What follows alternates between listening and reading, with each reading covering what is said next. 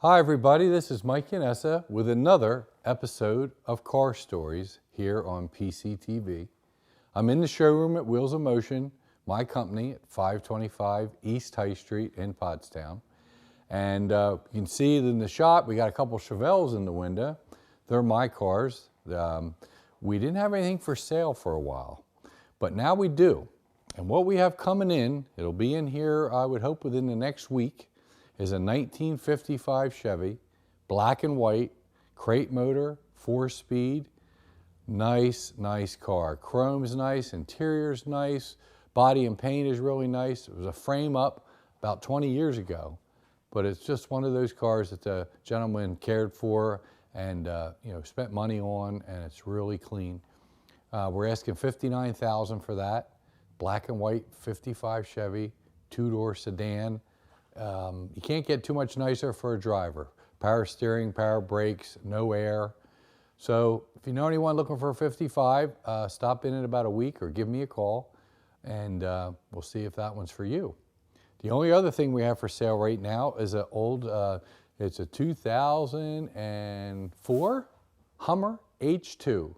It's only got 76,000 miles on it. It's black, a little bit rusty underneath, driver quality. You know, it's a nice shape. The guy took care of it mechanically, but it's showing its age. But the price reflects that. Looking to get like $17,000 out of that one. So if you know anybody looking for an old Hummer, tell them to stop down at Wheels of Motion. If you have a car for sale and you want to sell it through Wheels of Motion, just give me a call. We'll discuss the details and see if we can make it go away. So Wheels of Motion, everybody knows by now if you watch the show, we do wheels and tires and accessories. There is some supply chain issues still with tires, so give us a shot, and a lot of times we can get something very close or not the tire that you want. But our prices are unbeatable, and we have a road hazard included in the tire, and if it gets a nail or a patch, that's included. And then everybody knows our service is 3 years, 36,000, parts and labor, nationwide, with towing coverage. So if you're our customer and your car breaks down, you get paid up to $150 in roadside assistance. So nobody else in town is doing that here. I'm proud to say that our company, fair prices, good warranty, and like I said, wheels, tires, accessories, that's something that we're getting deeper into and doing real well with.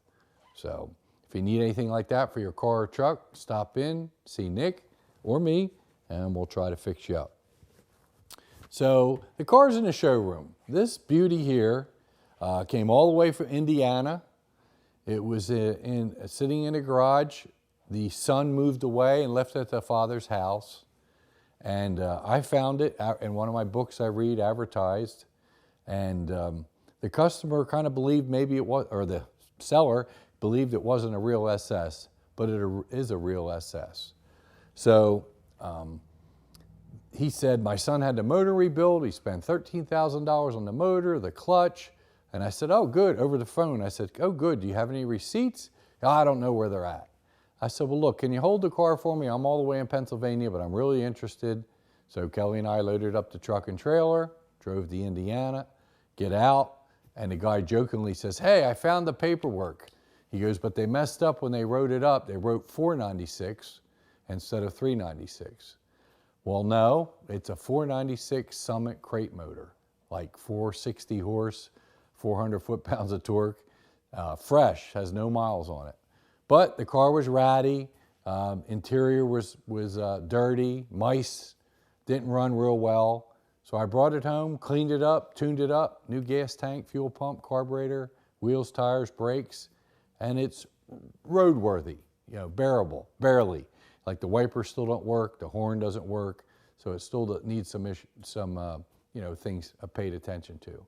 But just a nice car, solid Florida car. Paint's not perfect, it's got nicks in it, but it still shows very well for a '69 Chevelle Malibu. So anyhow, it was in the gentleman's garage in Indiana. It was his son's car, and he said, I think my son got taken. It's not a real SS. And I said to him, I got to tell you, it is a real SS. There's a way you can tell. And he says, it doesn't matter, I just want to sell the car. So I bought the car. Now what happened? Why did this guy think it wasn't real? I'll tell you. In 66, 67, and 68 Chevelle SS's, the VIN number started with 138. A Malibu, like a typical Malibu 307, the VIN started with 136. In 69, they changed that. All the VIN numbers started with 136, and they were SS's or Malibus. So that's why the gentleman did not think it was real SS. Is there any way to absolutely prove it without the build sheet, without the bill of sale? No, but there's so many signs on this car: 12-bolt rear, boxed A-arms, no chrome down the side, no holes where they filled the chrome, because SS's didn't have that. This is different up front here. This is short. So disc brakes on the front, power disc brakes. This one has power steering. So in my mind, it definitely is a real SS. What a neat car to lucky enough to get my hands on. I never had a 69. So this one was on the show before. I did a pretty good story on this one, but I'll give you a quick recap if you didn't see the show. It's a 68 Chevelle L78. That's the biggest big block they made at that point until the LS6 Chevelle came out in 1970. Solid camshaft, 11-to-1 compression, aluminum intake. They rated them at 375 horse, but it was more like 450. This one came all the way from Virginia, 28,000 miles, but it sat for 30 years under a carport, so it got heavily weathered. But during the production of 1968, Martin Luther King got assassinated. The upholstery union in Memphis, Tennessee walked out, so subsequent they ran out of interiors. So just like today we have supply chain issues, they had them in 1968. So I have a letter from General Motors they sent to the dealers saying that if you order an interior, or if you order a Chevelle with black interior, it's probably going to come with an Oldsmobile or a Buick interior. Make your customers aware of it, which they did. So this is one of the ones that came with a Buick Grand Sport interior. Interior's redone. I redid the dash. Joe Somnick's did the seats. So that part of it's done. Mechanically, it's not bad, but it's waiting for body and paint. I hope I get to it one day. So 1968 Chevelle L78, just a nice car. It doesn't look it right now, but what an awesome, rare car. 4-speed, 373 12-bolt posi, no options except shoulder harnesses. So somebody ordered it in Virginia to go racing. Probably talked about this also on shows before, but I started messing with cars as a young kid. Like, I was detailing cars at the age of 6 and 7. I've been a car guy all my life. I've been doing it for myself for 44 years now. So I'm going to try to kick back a little bit. I mean, most people know that I don't do full restorations anymore, but I do plenty of service work on old cars, tune-ups, touch-ups. You know, if you need any of your old car service, just give us a call and we'll get you in as quick as we can. But this year, I'm going to slow down a little bit. I'll still be here, but not quite as much. And we also are looking for a technician. Our ace mechanic, Bobby Bauer, is retiring in August. So if you know anyone out there, the way they term it is A-Tech, B-Tech, or C-Tech. You know, A-Tech would be a really experienced mechanic. B would be, you know, he's got some years of experience. And C would be a young fellow just starting out that wants to learn. So any three of those categories, anyone that wants to work on cars, send them down or tell them to call Wheels of Motion, and I'll be glad to talk to them. A lot of the young people today aren't taking up the trades. I hear it from electricians and painters and plumbers. It's the same with the auto business. To get young people interested in it is not what it used to be when we were growing up. So anyhow, if you know anyone, we're here at Wheels of Motion. And I started this in 1979. When I was younger, my brother, my father, I mean, they are the inspiration and the people that taught me a lot. And I got to give a shout out to John Horosky, Pottstown High School. I graduated in 1977.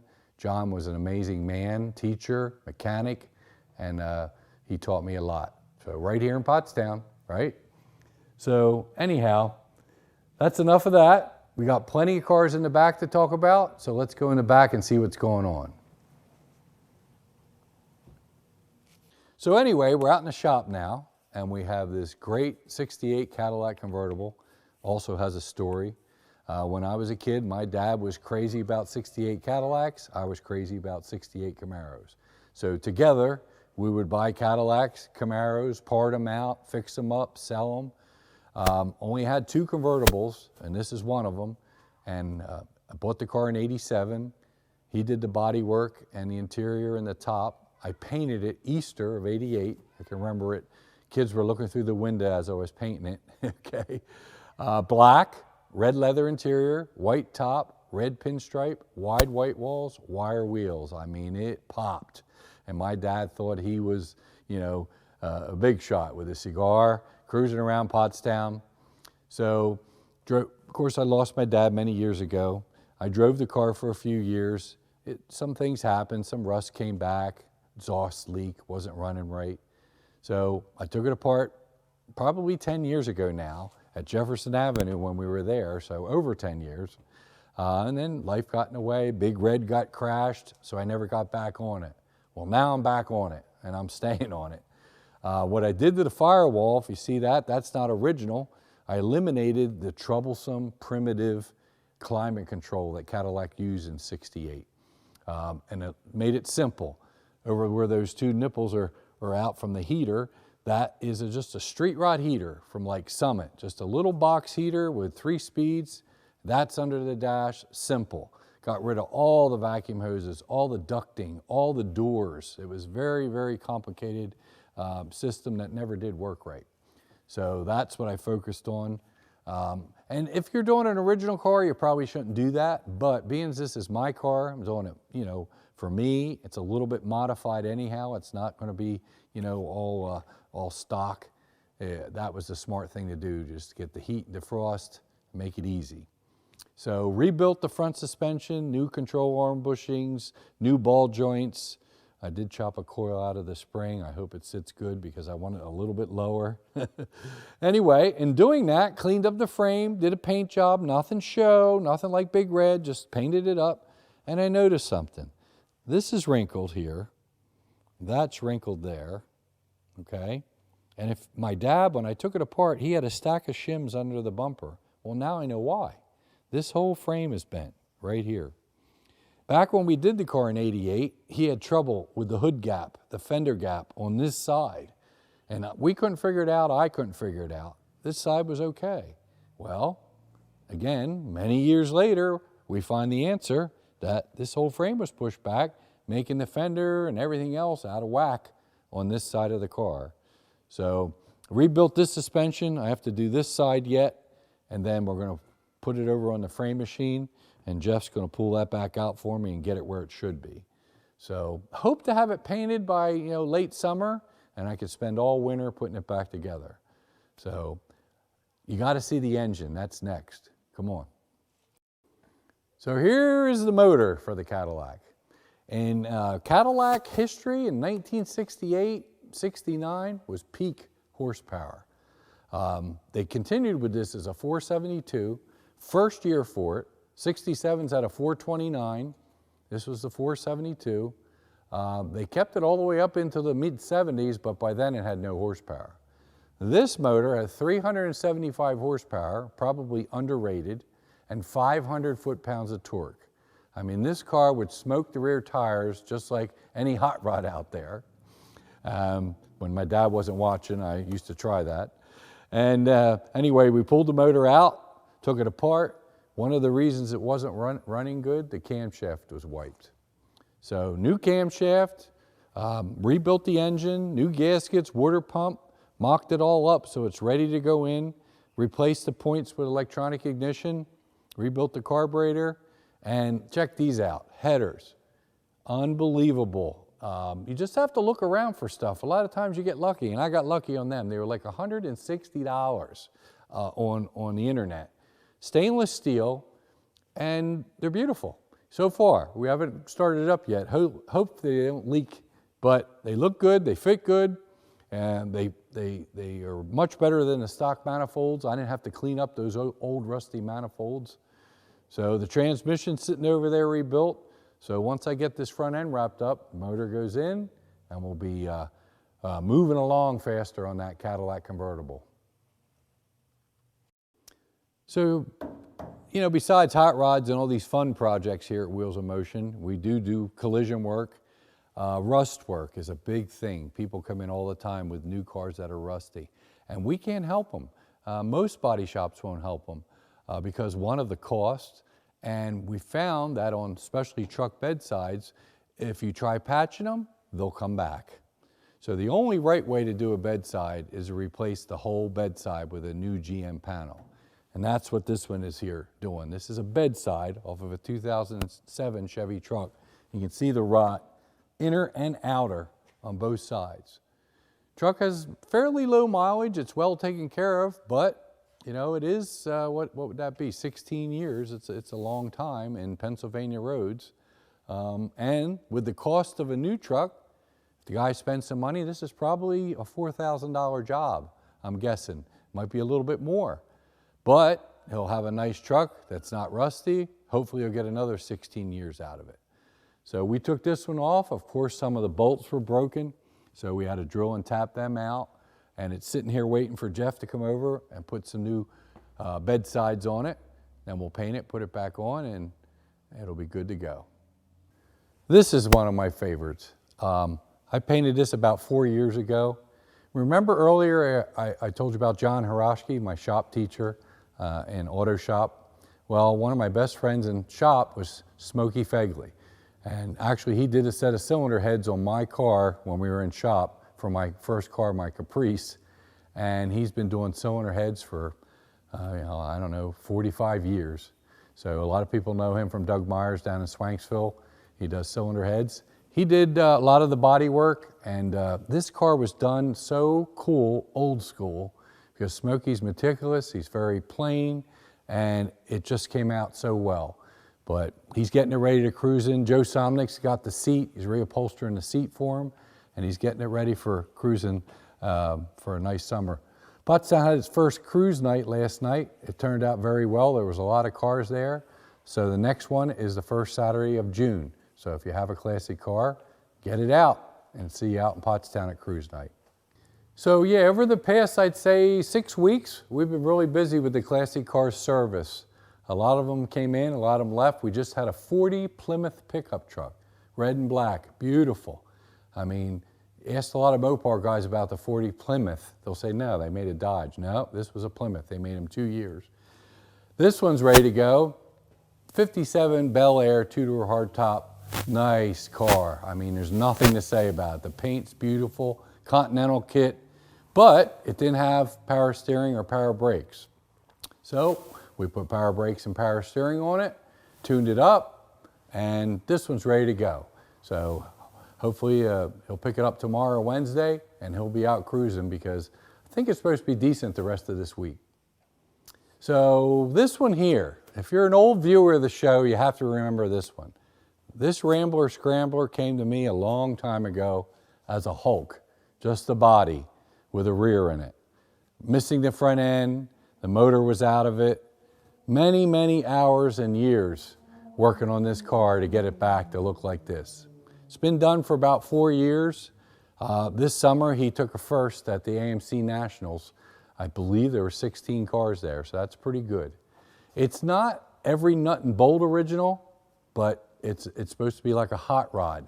Has the cross ram intake on it, MSD. So it's not like a true purist original. It's just done very well. Vince loves it. Vince is a good guy, good customer. It's here for service, oil change, tune-up, and then a detail. So 1969 Rambler Scrambler. And to give you an example, when we talk about these cars and the money, Vince had a lot of money in this car when we finished it. You know, the motor was very expensive to rebuild. The transmission, there was a lot of pieces that, you know, he had to pay dearly for because these cars are not available out of a catalog. You got to find people with the parts and pieces. But Now, in 2023, the car's worth more than what he has in it. So that's what happens sometimes when you do these cars. It takes a little while, but over history, they usually catch up in value. So on our last show, I did a whole thing about the new Corvette. And this is mine. This is what was in the window on the last show. It's got its summer sticky tires on it and the fancy wheels. I think it looks a lot better. So it's been a while since I did a show because I've been busy driving the Corvette, okay? It's got 2,490 miles on it, and we're leaving for Kentucky to the Corvette Museum, and we're gonna get a tour of the factory down there, and also there's a racetrack, road course, and I'm gonna drive the car on the road course. So really excited about the trip. We're driving the car down there, take a couple days off and check out the Corvette Museum. If you remember a few years back, they had that sinkhole where all the Corvettes fell in the hole, and a lot of them are there that they didn't restore. They left them scratched up, and there's a whole big story about the sinkhole. And it'd be really nice to see the factory too, to see how these things are put together. Pretty amazing. So tonight, I got a couple things I want to quiz you Corvette experts on. See this box in front of me? That's a set of floor mats for my car. I had a set of trunk mats, came in the same box with that emblem on it.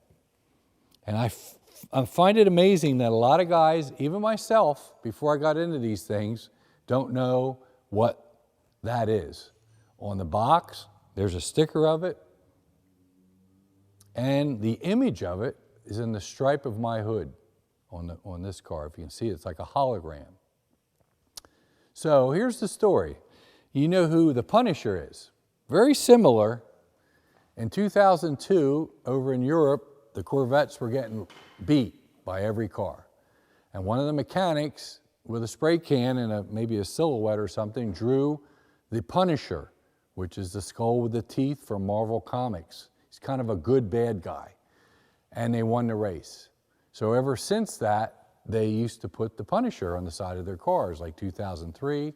Well, Marvel Comics said, whoa, wait a minute, that's our image. You can't do that. So they changed the image a little bit and made the flags of the Corvette for eyes and just changed his teeth around a little bit so it doesn't look like the Punisher. So General Motors still uses it today in their racing division. It's called Jake. So if you ever hear Jake Corvette, what does that mean? That's Jake. And believe it or not, the name got somehow from Jake and Elwood, the Blues Brothers. It was the mechanic named it Jake. So it's on the boxes, it's a hologram on my hood, and this car has the package, which is basically the sticker on the hood. It has the racing center caps on the wheels. It's supposed to have two stickers on the side, but I didn't want to put them on, so I saved them. I left them off. But so now you know something if you didn't know about before about Jake, the Corvette mascot for Corvette racing. And this, I didn't even open yet, is supposedly the last printed version of a option book for the new Corvette. Okay, and usually they're just a couple pages. This thing's like 100 pages. I didn't even open it, it just came. We're gonna open it and check it out. I don't know if I'm gonna open this one. Maybe I'll buy one to open, you know, because it is a collectible, and if it truly is the last printed brochure for General Motors, it definitely is worth saving. Supposedly everything now, if you want to know how your car works or if you want to know the options, is going to be online. So just a little bit more information on the car. Anybody out there that's thinking about a new Corvette, just get one. They're a beautiful car. They're comfortable, they ride nice, and they're a lot of fun. So I hope everybody enjoyed the show tonight. I could go on all night, but we have to call it quits. Thanks again for tuning in to Car Stories on PCTV. If you have a car story, if you want to be a guest on the show, if you have a car for sale, just need any car advice, call me or get a hold of us here at Wheels of Motion, and we'll see if we can help you out. So thanks again. I'm Mike Inessa. We'll see you next time.